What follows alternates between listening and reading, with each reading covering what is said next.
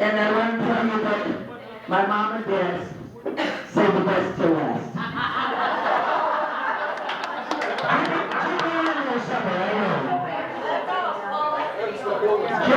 Jim is there with so many kids.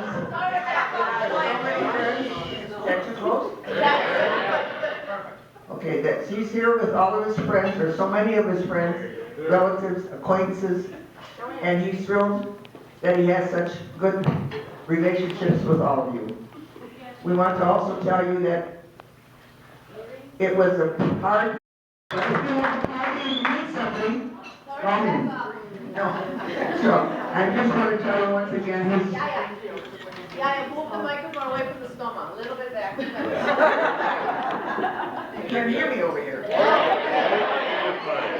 You're a fool.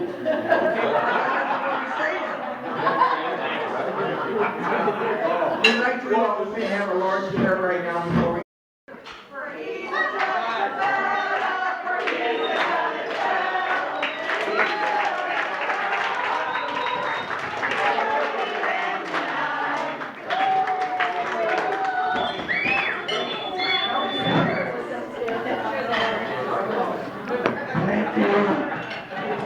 Thank you for celebrating. Thank you for celebrating my 90th birthday with me today.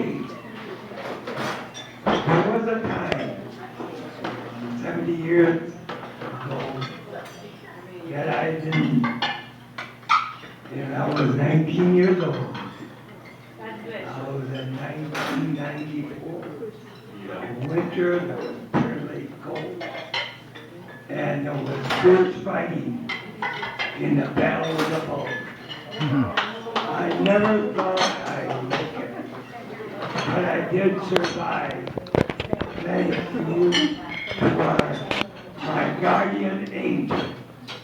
I felt I had a guardian angel left.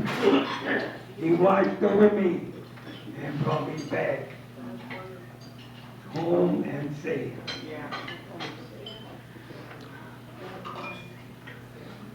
I met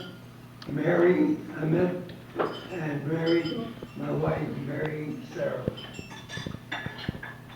And our daughter, Susan, is my best friend.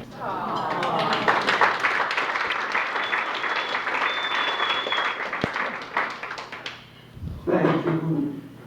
I thank God every day for giving me many wonderful years. And thank you, God.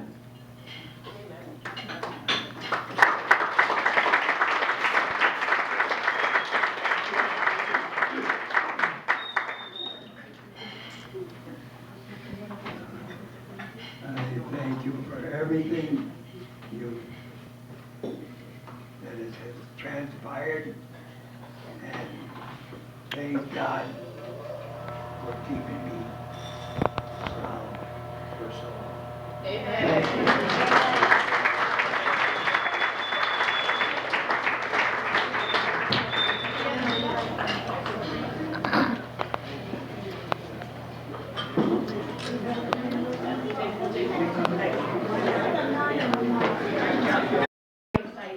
So, thank you all. I have been known to write a few poems in my day, especially the last few minutes in my day, and I put together a little bit of something for Uncle Jim. So, here you go.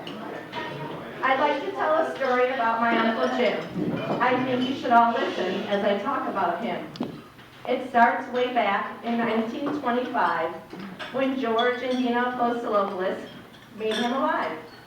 Uncle Jim was from a family of 7 before Sister Evgenia died in her infancy and went to heaven. The 6 Apostolopoulos kids grew up in Maywood. There were 3 boys, 3 girls, and all was good. Pete, Jim, Bill, Mary, Stella, and Pauline. They were the cutest little Greek family on the scene. Yaya and Papu ran a little fruit stand, and and all those damn kids lended their helping hand. Uncle Jim became a proud veteran of World War II. We are so grateful to him and all that he did. He came back as Sergeant Happy Jim. His Army troop nicknamed him. It was a perfect name for my Uncle Jim. He is always smiling, whistling, and happy, just out on a whim. It was time for Uncle Jim to then settle down. He started to look for the right little Greek girl all around town. Then Mary Saris appeared in his life, and soon after became his wife. They married in 1967, the 7th of May. It was a match made in heaven, I must say. A beautiful life they soon began, and soon after came little Suzanne. Took me a long time to rhyme that. Cousin Susie was the perfect gift. They loved her, they kissed her, they hugged her, blah, blah, blah. You get my drift. I have so many fond memories of Uncle Jim, Aunt Mary, and Susie. Matter of fact, I started to talk about them when I remembered they are quite a doozy. I remember all the vacations we took as a family group, the attractions, the car rides, and don't forget the Greek soup.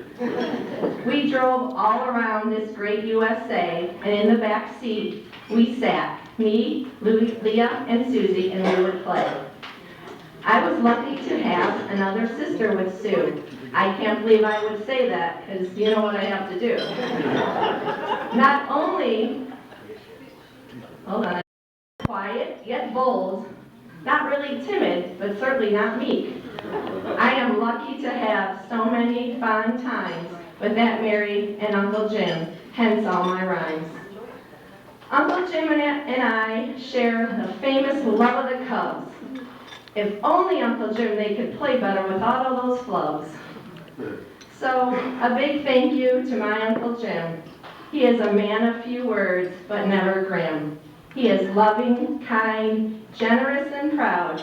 He never even yelled at me and Leah when we would get so loud. I'd like to wish him a happy birthday, the big 9-0. I love you dearly, Uncle Jim. Now on with the show.